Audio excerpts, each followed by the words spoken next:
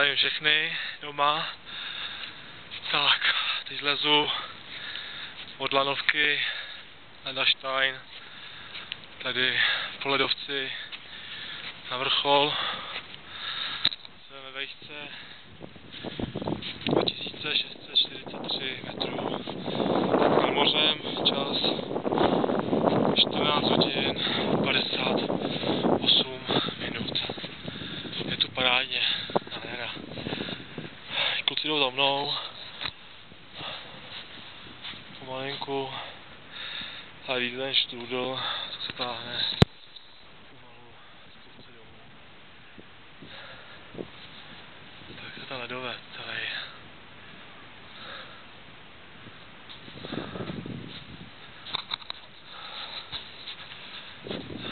Ale to je krásně. Tak, se mějte hezky a zdravím doma, manželku, Monču, synáčka, Matýska.